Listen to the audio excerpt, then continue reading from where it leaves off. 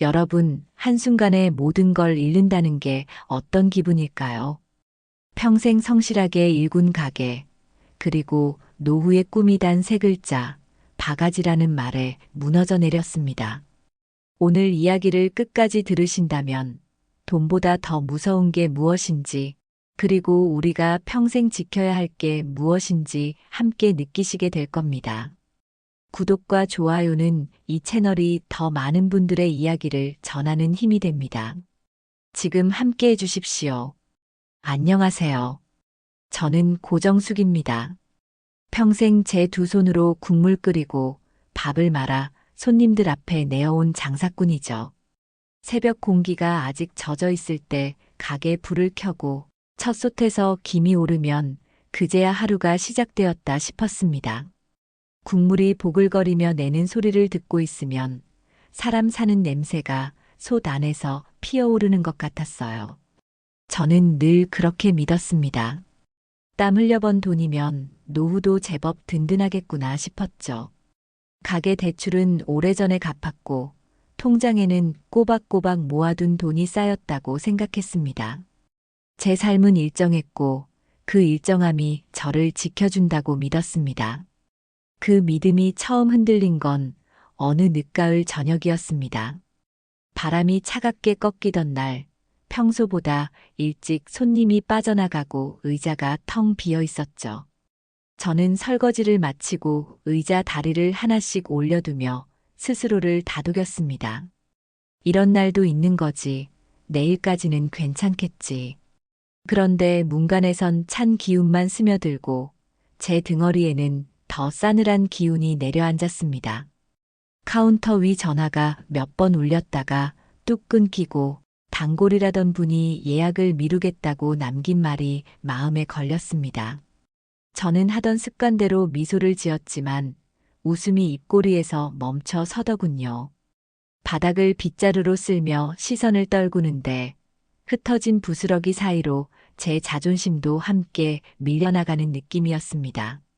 다음 날 아침 가게 문을 열자마자 동네에서 얼굴 익힌 이웃이 들어와 저를 슬쩍 보더니 말끝을 흐렸습니다. 인사를 건넸지만 눈길이 맞닿지 않았어요. 사람들이 수군거리는 바람은 소문보다 먼저 불어오죠. 저는 손을 씻으며 마음속에서 작은 균열 소리를 들었습니다. 소문이란 게 많고 많은데 이번엔 이상하게도 제 등줄기를 타고 곧장 심장으로 스며드는 느낌이었죠. 아침 장사는 영 기운이 빠졌습니다. 국을 떠주며 고기가 넉넉한지 살폈고 반찬도 어제보다 한 가지 더 올렸지만 손님들의 눈동자는 제 손이 아니라 어딘가 멀리 보이지 않는 곳을 더듬고 있었습니다. 점심이 지나고 가게 안은 한산했죠. 저는 그제서야 의자를 내려놓고 앉았습니다. 어제부터 고개를 드는 불안이 서서히 모양을 갖추기 시작했습니다. 세 글자라는 말이 들렸어요. 누군가가 남긴 말로 이 골목이 술렁이고 있다더군요. 바가지. 손바닥에 차갑게 땀이 맺혔습니다. 제가 쌓아온 세월이 그 세 글자에 매달린 채 흔들리는 느낌이었습니다. 저는 허겁지겁 장부를 꺼내 지난 한 달 가격표를 훑었습니다. 며칠 전 들어온 배추가 유난히 비싸서 김치 원가가 올라갔고 고깃값도 들쑥날쑥했죠. 그래서 반찬을 소폭 조정하고 국밥값도 아주 조금 올렸습니다. 저는 계산이 맞다고 믿었습니다. 원가와 세금, 인건비를 생각하면 제가 욕심을 낸 것은 아니었어요. 아니라고 믿고 싶었습니다. 하지만 사람들의 마음속 저울은 제 장부의 숫자와 다르게 움직였던 모양입니다.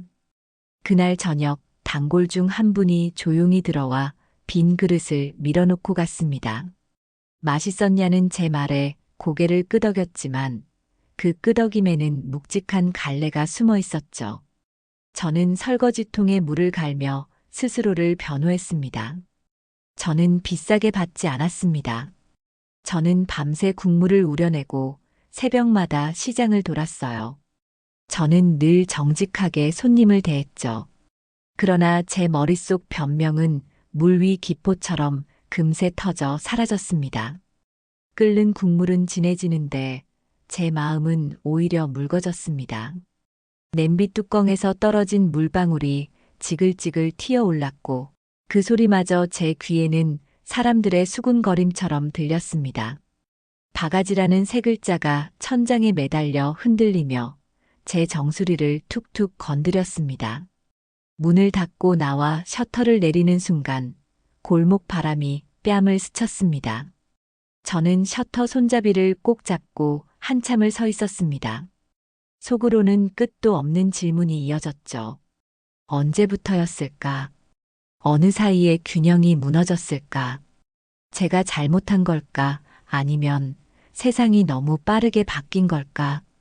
장부와 냄비, 칼과 도마. 수십 년을 함께한 것들이 모두 제 편이라고 믿었는데, 이제는 그 모든 것들이 저를 향해 입을 다문 채 고개를 돌리는 것 같았습니다. 집으로 가는 길, 발걸음이 자꾸 느려졌습니다. 하필이면 겨울 초입의 하늘은 낮게 내려앉아 있었고, 가로등 아래 그림자는 제 어깨에서 떨어져 나와 길바닥에 길게 누웠습니다. 저는 그 그림자를 밟지 않으려 애쓰듯 조심조심 걸었습니다. 마치 잘못 건드리면 내일의 하루가 통째로 부서질 것만 같았거든요. 문을 열고 들어서자 부엌에서는 미지근한 물 냄새가 났습니다. 저는 상 위에 놓인 낡은 통장을 펼쳤습니다. 꼼꼼히 모아온 도장이 줄줄이 찍혀 있었습니다. 저는 그 도장 하나하나가 지난 세월의 수고를 증명한다고 믿어왔습니다. 손가락으로 도장을 천천히 더듬다가 문득 멈칫했습니다. 최근 몇 달 도장의 간격이 이상하게 가까워졌더군요. 비용을 메우느라 저도 모르게 여러 번 손을 대었던 모양입니다. 저는 그제야 아주 작은 균열이 오래전부터 진행되고 있었다는 사실을 알았습니다. 바가지라는 세 글자는 단지 방아쇠였을 뿐 이미 금은 내부에서 자라고 있었죠. 저는 등을 기대고 숨을 고르며 눈을 감았습니다. 사람들의 마음값을 저는 너무 늦게 계산하기 시작한 건 아니었는지 제 자신에게 묻고 또 물었습니다. 다음 날이 오기 전에 저는 결심했습니다. 잠시라도 도망치지 말자고요. 골목의 바람과 마주 서고 소문과도 마주 서보자고 마음을 묶었습니다. 저는 새벽에 눈을 뜨면 가장 먼저 주방에 불을 켤 겁니다. 끓어오르는 국물 앞에서 오늘 해야 할 말을 다듬을 생각입니다. 변명이 아니라 사과와 설명, 그리고 약속을 준비해야겠죠. 저는 오늘부터 다시 제 장부를 마음의 저울과 나란히 펼쳐놓을 겁니다. 그래야만 제가 잃은 것을 하나씩 확인할 수 있으니까요. 그래야만 되찾을 수 있는 것이 무엇인지도 보이겠죠. 제가 믿던 세상과 제가 살아온 방식이 틀렸다는 말을 듣더라도 저는 피하지 않겠습니다. 제가 지켜온 것은 단지 가게가 아니라 제 이름이었고 그 이름이 흔들리면 제 노후 또한 모래성처럼 무너진다는 것을 이제야 알았으니까요. 새벽 공기가 뼛속으로 스며드는 시간에 눈을 떴습니다. 평소보다 서둘러 가게 불을 켰고 냄비에 사골을 붓자 하얀 김이 천천히 올라왔습니다. 국물이 끓기 시작하면 마음도 곁들여 끓는 줄 알았는데 오늘은 거품만 불쑥불쑥 솟아올랐습니다. 어제 세 글자가 제 마음에 남긴 흔적이 밤새 굳어버린 듯 했습니다. 저는 도마를 닦으며 머릿속으로 오늘 해야 할 말을 정리했습니다. 변명은 줄이고 사과를 먼저 해야겠다고 다짐했습니다. 손님들이 느꼈을 무게를 제 말이 감당할 수 있을지 자신은 없었지만 적어도 도망치진 않겠다고 마음을 묶었습니다. 문을 열기 전 저는 종이 한 장을 꺼내어 안내문을 썼습니다. 가격을 다시 조정하겠습니다. 원가와 상관없이 먼저 신뢰를 되돌리겠습니다. 부족했던 점을 인정하겠습니다. 글씨가 몇 번이나 떨려서 다시 썼습니다. 마지막 줄에 마음을 보태듯 작은 점을 찍고 문 옆에 조심스레 붙였습니다. 종이가 유리문에 안착하는 순간 제 등줄기를 타고 내려가던 서늘함이 잠시 멈춘 듯 했습니다. 그러나 손잡이를 돌려 문을 여는 순간 골목의 바람이 안내문을 흔들었습니다. 마치 세상이 제 결심을 시험하는 것 같았고 저는 숨을 고른 뒤 카운터 뒤에 섰습니다. 아침 첫 손님은 오래 봐온 얼굴이었습니다. 그는 자리에서 메뉴판을 내려놓고 조심스레 고개를 들었습니다. 저는 먼저 인사하고 안내문을 가리키며 말씀드렸습니다. 제가 부족했습니다. 불편을 끼쳤다면 사과드립니다. 그는 잠시 침묵하더니 고개를 끄덕였습니다. 따뜻한 국밥 하나요. 그 말이 왜 그리 낯설게 들리던지요. 그릇을 내밀며 제가 할 수 있는 성의를 다했습니다. 고명은 조금 더 얹었고 반찬은 정갈하게 놓았습니다. 그는 떠먹는 동안 내내 말이 없었고 떠나는 발걸음도 조용했습니다. 빈 그릇의 바닥이 깔끔하게 보였지만 제 마음은 여전히 흐릿했습니다. 점심 무렵이 되자 낯선 시선들이 문을 스쳤습니다. 들어오다 말고 떠나는 발길, 유리문 밖에서 휴대전화를 들이댄 손길, 빠르게 스쳐가는 속삭임이 공기를 눌렀습니다. 저는 일부러 주방 쪽으로 더 깊이 들어가 불을 줄였다가 키웠습니다. 국물의 숨결이 가게를 따뜻하게 채우면 사람들의 마음도 조금은 풀어지지 않을까 기대했지만 온도만 올랐지 공기 속엔 여전히 냉기가 떠다녔습니다. 그때 카운터에 전화가 울렸습니다. 평소 식자재를 공급하던 상인이었고 목소리는 평정하려 애쓰는 느낌이었습니다. 동네가 뒤숭숭하다고 하더군요. 납품량을 잠시 줄여두는 게 어떻겠냐고 조심스레 말했습니다. 저는 알겠다고 했습니다. 괜찮다고 말하고 싶었지만 괜찮지 않다는 걸 누구보다 제가 잘 알고 있었습니다. 오후에는 젊은 손님 둘이 조심스레 들어와 앉았습니다. 저는 물컵을 내려놓으며 말했습니다. 오늘은 제가 먼저 사과드리고 시작하겠습니다. 혹시 불편하셨던 점이 있다면 알려주시면 고치겠습니다. 그들은 서로 눈을 마주치고 고개를 끄덕였습니다. 한 명이 말했습니다. 소문이 워낙 커서 사실을 알고 싶었다고요. 저는 계산서를 꺼내 최근 몇 달간의 원가 변동을 보여드렸습니다. 하지만 그보다 먼저 말씀드렸습니다. 가격이 오르든 내리든 손님은 값보다 마음을 먼저 확인하고 싶으실 겁니다. 저는 그 마음을 늦게 배웠습니다. 그러니 제 잘못입니다. 두 사람의 표정이 조금 풀리는 것 같았습니다. 국이 반쯤 남았을 때 그들 중 한 명이 조용히 말했습니다. 안내문 잘 봤다고요. 저는 고개를 숙였습니다. 감사합니다. 더 배우겠습니다. 해가 기울어 가자 의자 위로 길게 그림자가 드리웠습니다. 저는 빈 테이블을 바라보며 제 마음의 장부를 펼쳐보았습니다. 수치로는 채울 수 없는 칸들이 있었습니다. 오래된 단골이 식사 전에 묻곤 하던 안부, 아이가 자라, 키가 제 허리를 넘었다며 웃던 저녁, 비 오는 날 문간에 서서 빗물 털던 손님에게 수건을 건네던 순간. 이 모든 것들이 사실은 가격표보다 먼저 제 가게의 가치를 만들어주고 있었음을 저는 왜 이제야 제대로 보게 된 걸까요? 오늘 하루 저는 국물의 간보다 더 자주 제 말의 간을 보았습니다. 사과가 외면으로 흐르지 않도록, 설명이 내 핑계로 들리지 않도록, 약속이 빈말로 떨어지지 않도록 혀끝을 다잡았습니다. 닫는 시간 무렵 골목의 불빛이 하나둘 켜졌습니다. 가게 안은 여전히 한산했지만 안내문 아래에 작은 메모지가 붙어 있었습니다.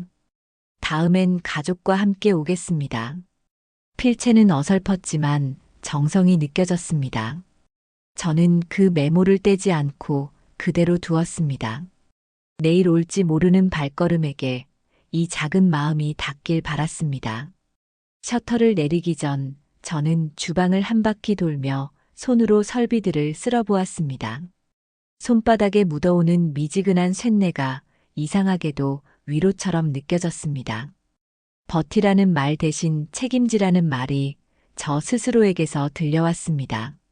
버틸 수 있을 때까지 버티되 책임질 수 있을 만큼만 버티자는 말이기도 했습니다. 집으로 돌아오는 길, 저는 오늘 낮에 나눴던 말들을 다시 떠올렸습니다. 마음값이라는 단어가 머릿속에 오래 머물렀습니다.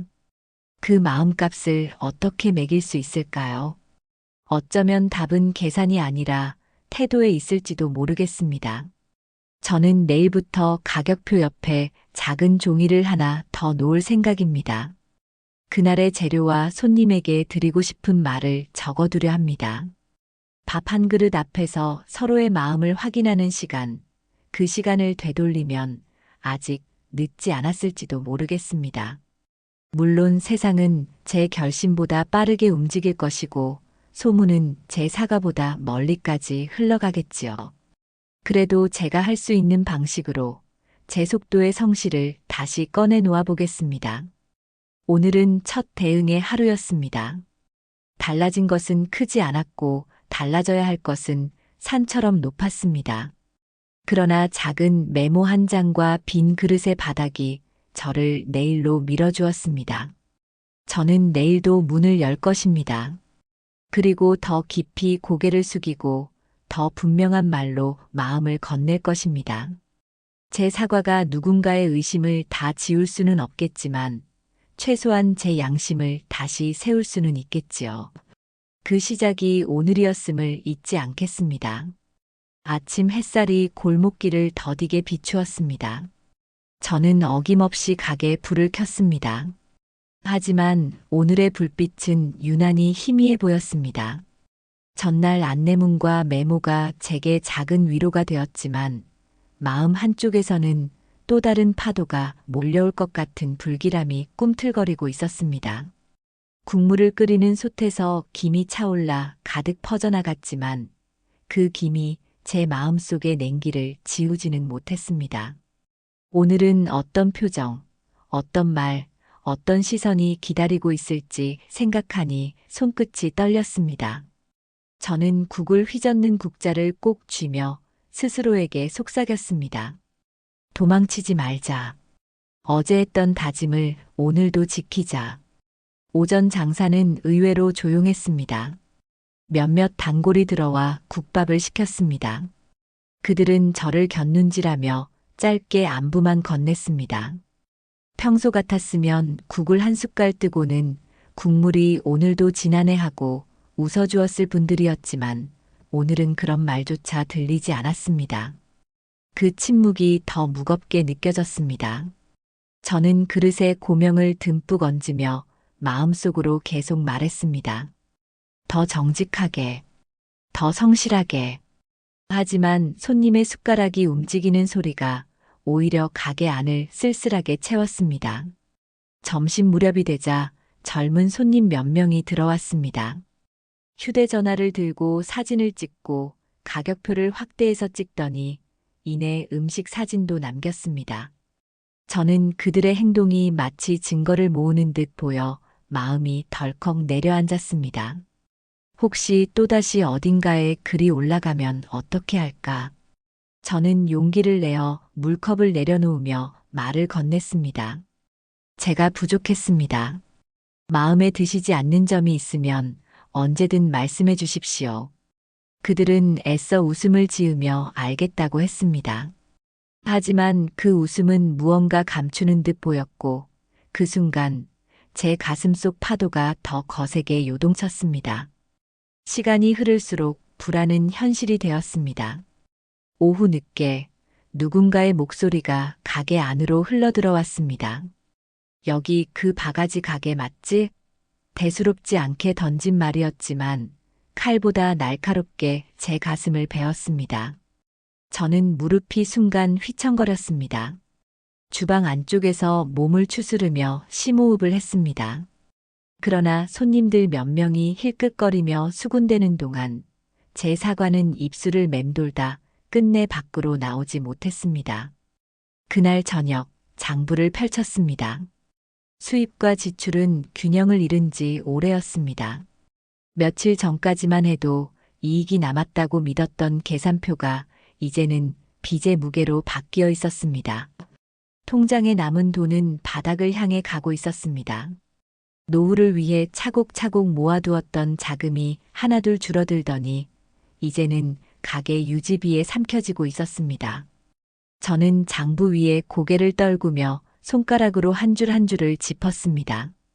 이 숫자들은 제가 살아온 세월이자 땀방울이었는데 이제는 제 실패의 증거처럼 차갑게 보였습니다. 밤이 깊자 집으로 돌아온 제 발걸음은 무겁기만 했습니다. 방 안불빛도 낯설게 느껴졌습니다. 저는 벽에 기대 앉아 스스로를 다그쳤습니다. 왜 더 일찍 눈치채지 못했을까?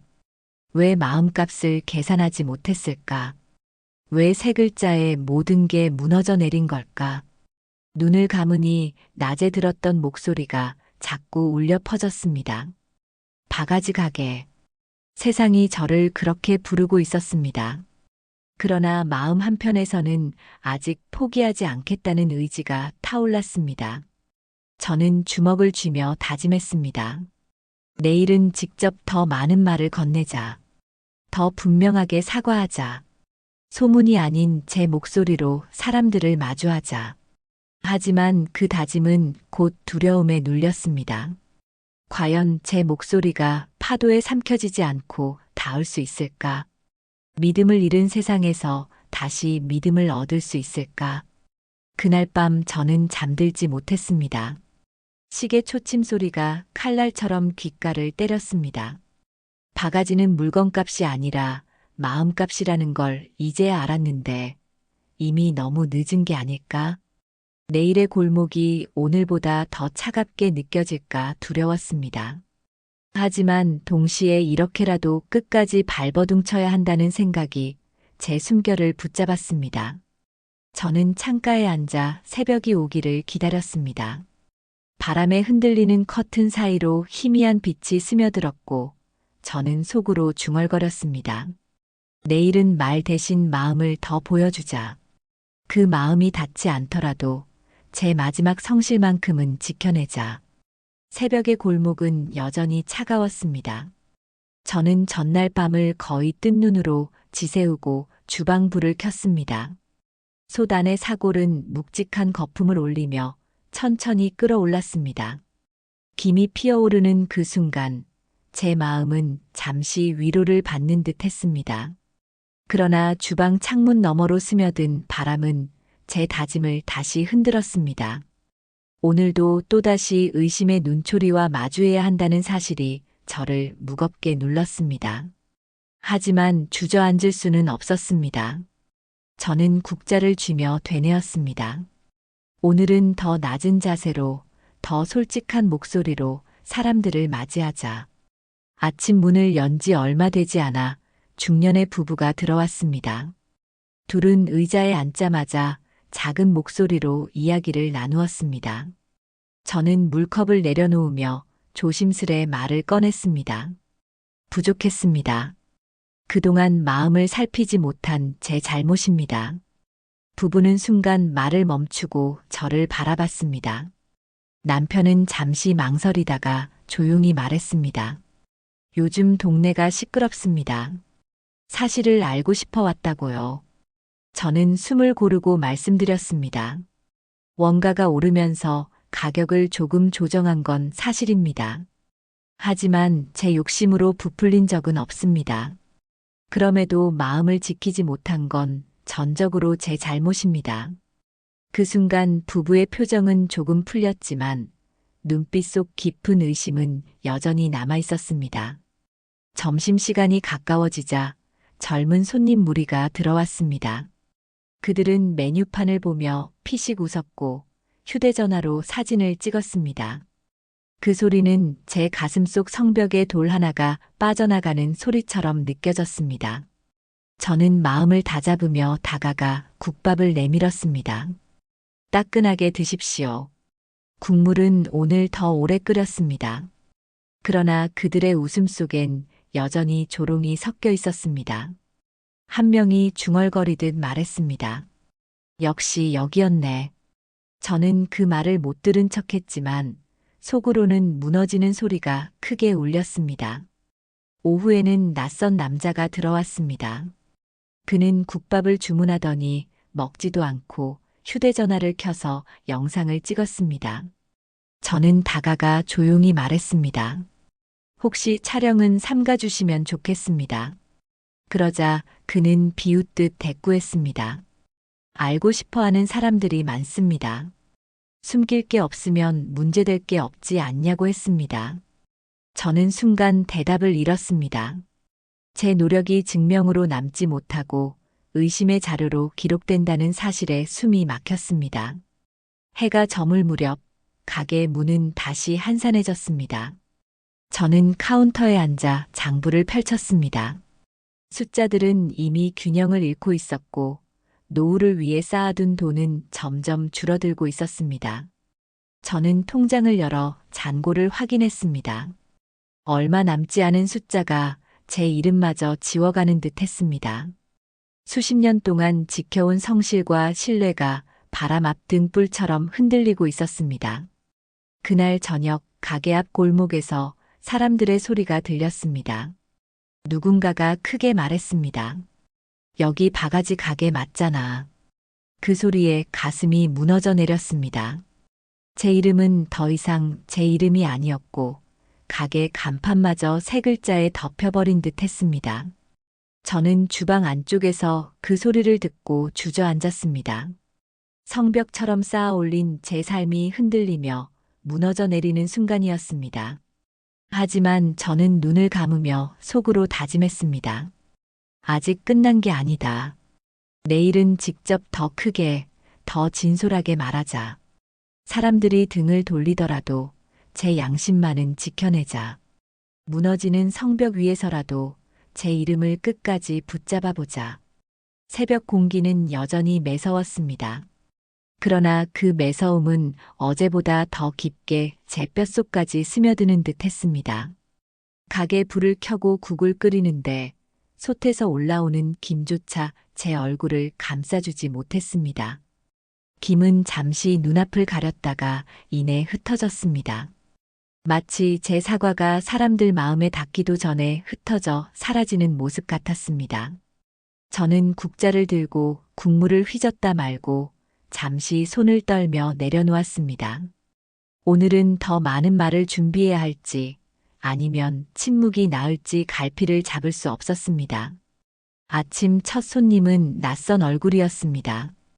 그는 문을 열고 들어서자마자 안내문을 유심히 읽더니 아무 말 없이 자리에 앉았습니다. 저는 물컵을 놓으며 조심스레 말했습니다. 어제도 안내문을 보셨는지요? 저는 그동안 제 잘못을 몰랐습니다. 그래서 이렇게라도 사과드리고 싶습니다. 그러나 손님은 아무 대답도 하지 않았습니다. 그저 숟가락을 들어 국밥을 먹기 시작했습니다.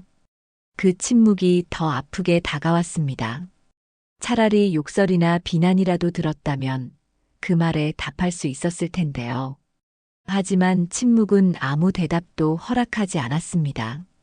저는 허공에 대고 사과한 것처럼 느껴졌습니다. 점심 무렵 한 무리의 손님이 들어왔습니다. 그들 중 한 명은 의도적으로 크게 말했습니다. 여기 바가지 논란 난 집이라며. 순간 가게 안 공기가 싸늘하게 얼어붙었습니다.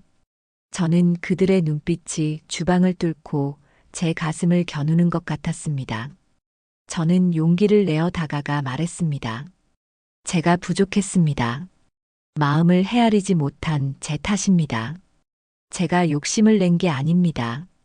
그러나 그것이 변명이 되지 않는다는 걸 잘 알고 있습니다. 그러니 오늘 드시는 한 그릇, 온 마음을 다해 준비했습니다. 부디 드셔보시고 판단해 주십시오.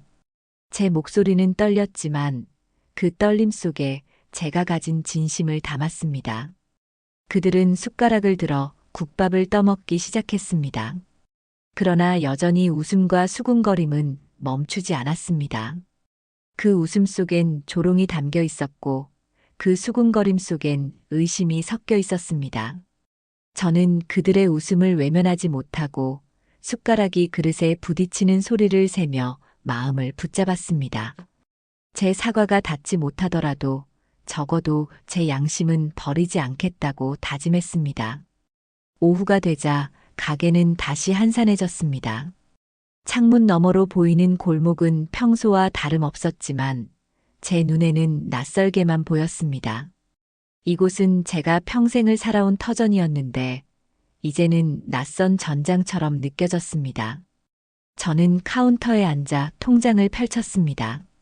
숫자는 점점 줄어들고 있었고 노후를 위해 모아둔 돈은 하루하루 무너지고 있었습니다. 저는 숫자 위에 손을 얹고 숨을 고르며 눈을 감았습니다. 제 삶의 무게가 이 숫자들에 다 담겨 있는데 이제는 그 무게가 저를 짓누르고 있었습니다. 저녁 무렵 단골이었던 한 어르신이 들어왔습니다. 그는 제게 눈길을 피하며 자리에 앉았습니다. 저는 물컵을 놓으며 말을 꺼냈습니다. 오랜 세월 찾아주셔서 감사합니다. 그런데 요즘 제가 많이 부족했습니다. 사과드립니다. 그는 잠시 숟가락을 내려놓고 말했습니다. 자네가 욕심낸 건 아닐 거라고 믿네. 하지만 세상은 이미 다르게 말하고 있지 않나. 나는 자네 마음을 알지만 다른 이들은 다르지. 그 말은 따뜻했지만 동시에 무겁게 내려앉았습니다. 신뢰가 무너질 땐 진심도 함께 무너진다는 걸 깨닫게 하는 말이었습니다. 가게 문을 닫고 셔터를 내리며 저는 하늘을 올려다봤습니다. 겨울 초입의 밤하늘은 별빛조차 흐려 보였습니다. 사과는 했지만 그 사과가 닿지 않았음을 저는 알았습니다. 침묵과 조롱, 의심 속에서 제 목소리는 너무 작았습니다. 저는 스스로에게 묻고 또 물었습니다. 내일은 더 크게 외쳐야 할까? 아니면 더 깊이 침묵해야 할까? 하지만 한 가지는 분명했습니다. 저는 아직 무너질 수 없었습니다. 제 이름이 남아있는 한, 제 사과가 멈추지 않는 한, 저는 계속 이 자리에 서야 했습니다. 사과와 침묵 사이에서 흔들리더라도 버틸 수 있을 때까지 버티자고 다짐했습니다. 새벽 공기는 더욱 싸늘해져 있었습니다.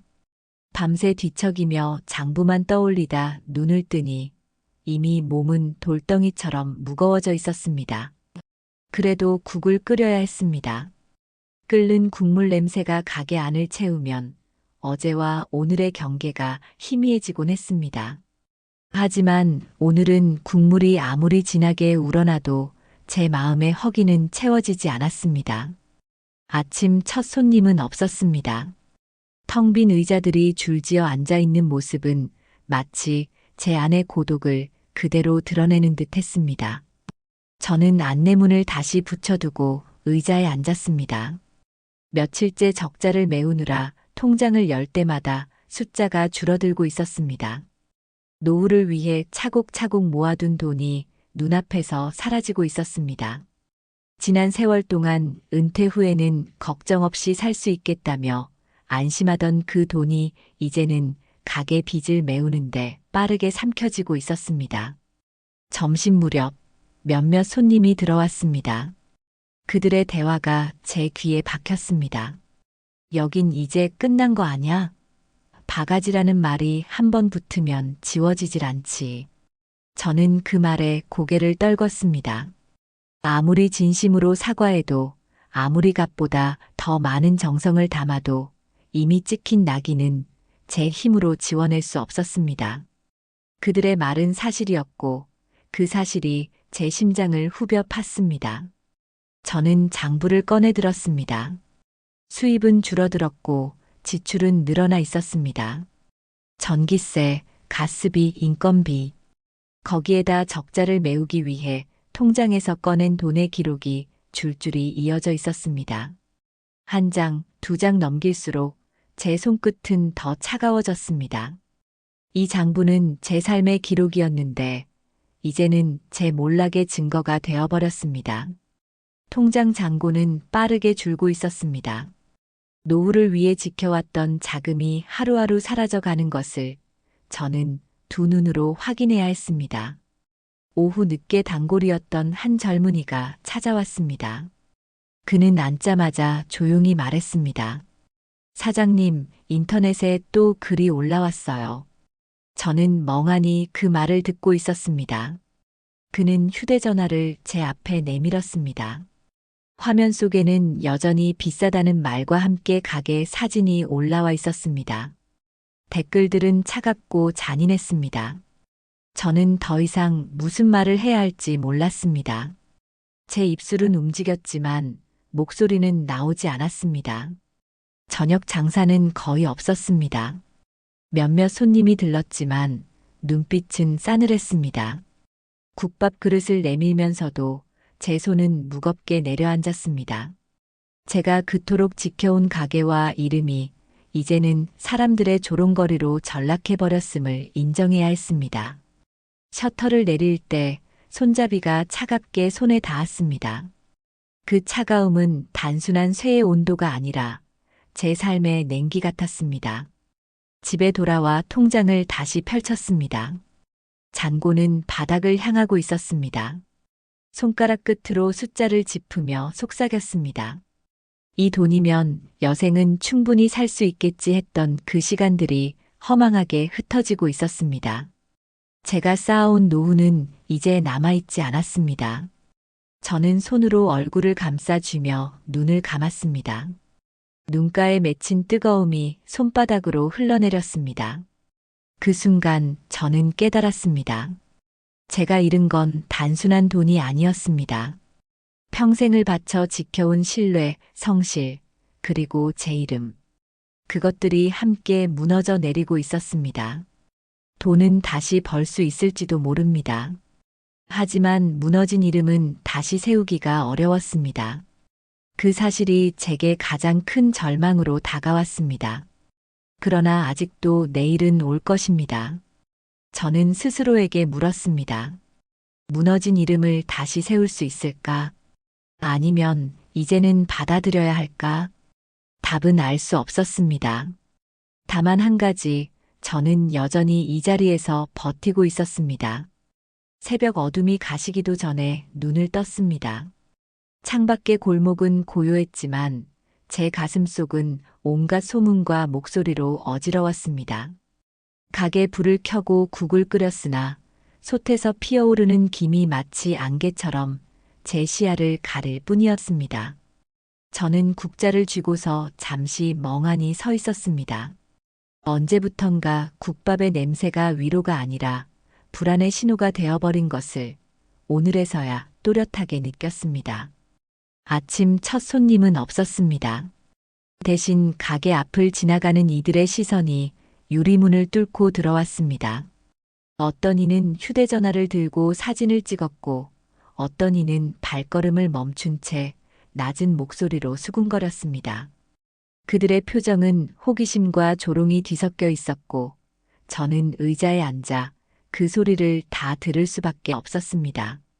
문이 열리지 않는 동안 제 이름은 바깥에서 이미 낙인으로 불리고 있었습니다.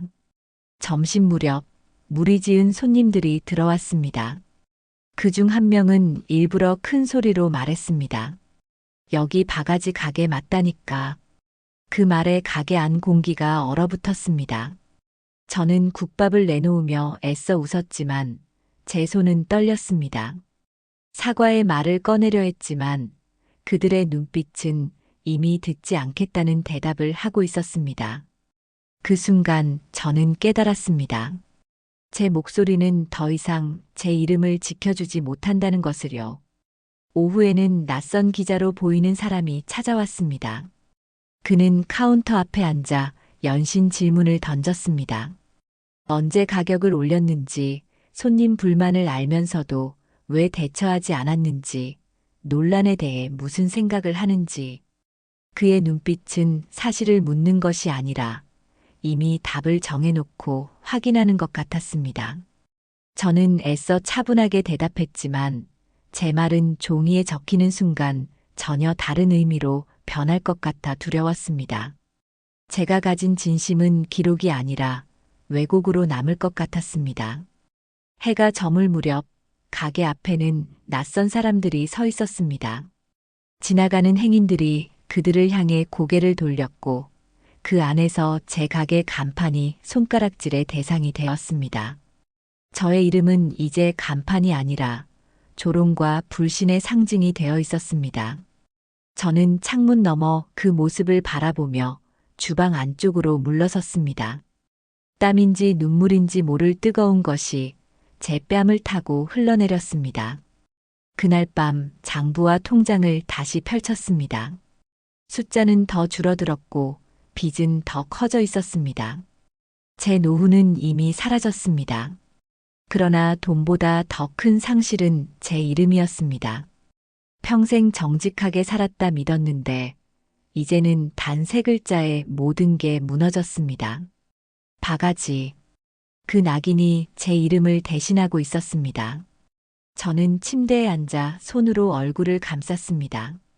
손바닥 안에서 메아리처럼 울리는 소리가 있었습니다. 바가지 가게. 그 목소리가 제 귀에, 제 가슴에, 그리고 제 삶에 깊게 새겨지고 있었습니다. 하지만 아직 이야기는 끝나지 않았습니다. 저는 스스로에게 물었습니다. 이름을 잃은 채로도 살아갈 수 있을까? 아니면 마지막 남은 힘으로라도 되찾을 수 있을까? 내일의 대답을 저는 아직 알 수 없었습니다. 다만 오늘은 제 이름이 아니라 낙인으로 불렸다는 사실만이 분명했습니다. 새벽 공기가 더 이상 차갑게 느껴지지 않았습니다.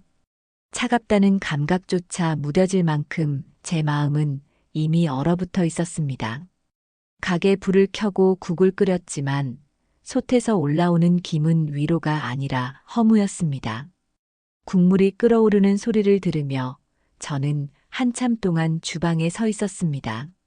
어제와 똑같이 국은 보글거렸지만 손님들의 발걸음은 오지 않을 것을 저는 알고 있었습니다. 아침 시간이 지났지만 가게 문은 열리지 않았습니다.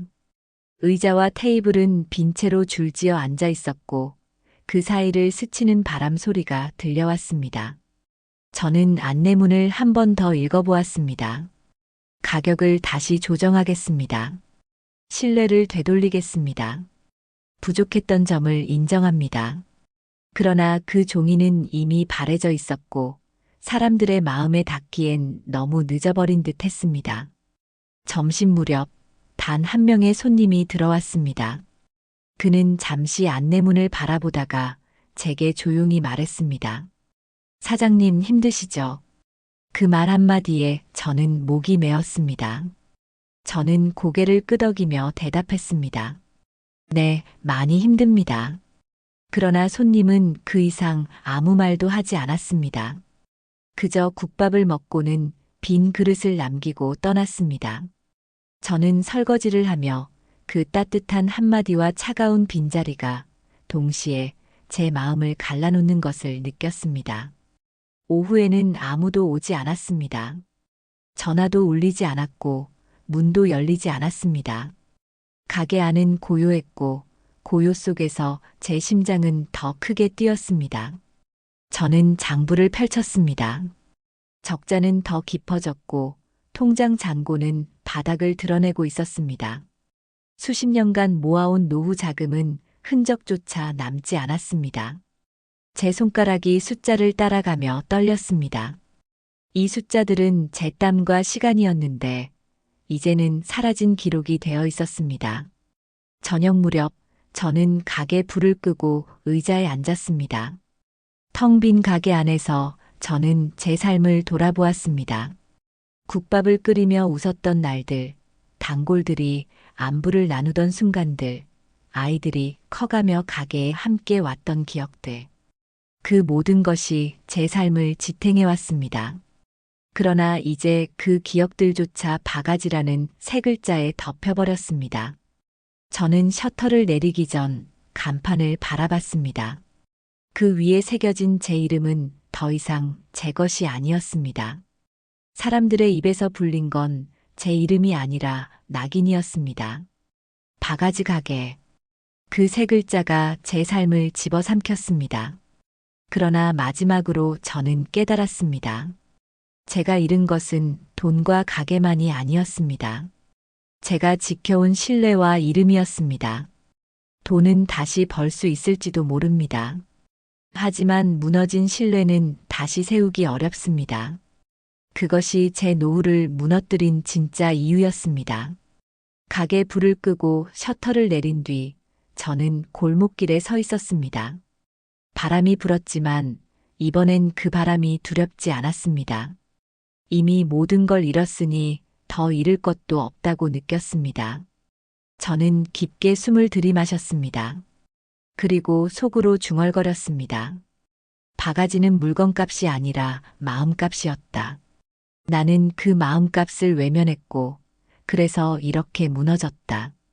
저는 골목을 천천히 걸어 나갔습니다. 발자국 소리가 공허하게 울려 퍼졌습니다. 그러나 그 공허 속에서 하나의 진실만은 또렷했습니다. 돈으로 쌓은 노후는 무너졌지만 제가 남은 시간에 붙잡아야 할 것은 신뢰라는 사실이었습니다. 결국 주인공이 잃은 건 돈이 아니었습니다. 평생의 이름, 그리고 신뢰였습니다. 여러분, 노후를 지켜주는 건 돈이 아니라 사람들의 마음이라는 걸 꼭 기억하시기 바랍니다. 이처럼 우리 주변의 이야기 속에는 누구나 배워야 할 값진 교훈이 숨어 있습니다. 앞으로도 계속 이런 이야기를 나누고 싶습니다. 구독 버튼을 눌러주신다면 여러분의 삶에도 따뜻한 울림을 전해드리겠습니다. 감사합니다.